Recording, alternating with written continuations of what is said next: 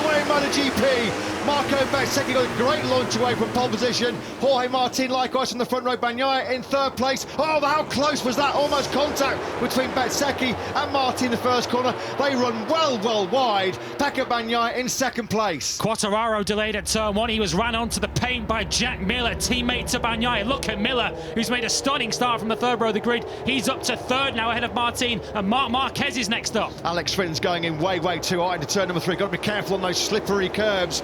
We saw a couple of fallers on the curbs in the Moto2 race earlier on. He runs around the outside though.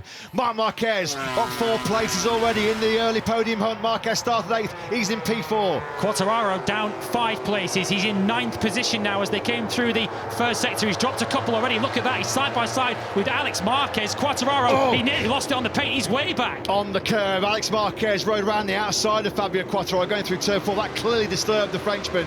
And then Quartararo lost the rear big time on that slippery paintwork, didn't he? Fabio Quartararo's had an absolute disastrous first lap here.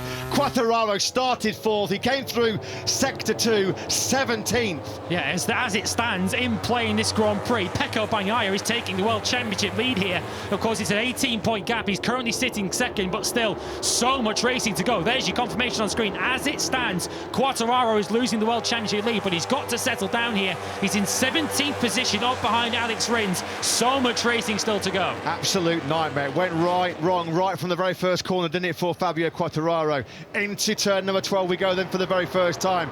There is Aleix Espargaro, the Spanish rider. He's 11th. He's battling with Raul Fernandez. So Fabio Quartararo is going to come over the line now in 17th place. He's already lost nearly 5 seconds on that first circuit of this 4.55 kilometre Buriram circuit.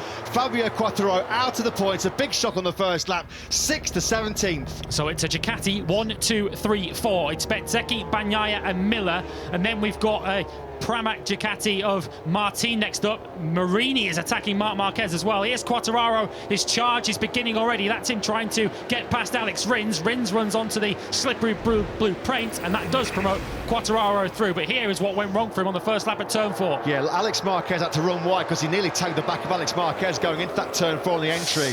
Around the outside, he went well wide. It clearly looked like it disturbed Fabio Quartararo. And on the paintwork there, he almost lost rear, didn't he, Fabio Quartararo? It could have been much worse than what was a very poor first lap. Marco Bezzecchi had to drop 1 position. That's all to do with the time that he gained or didn't lose, having run really wide in that first corner. You have to lose at least 1 second, don't you, in the sector where you have run wide.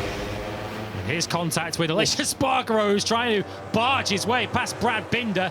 Binder run way out wide at turn 3. So Aleix Espargaro, that's moved him up into 11th place. But that 1 position that Bezzecchi must give up, of course, is to Bagnaia for the race lead. That looked like Brad Binder's right leg there. Got sort of waced under Aleix Espargaro's left wing on that factory Aprilia.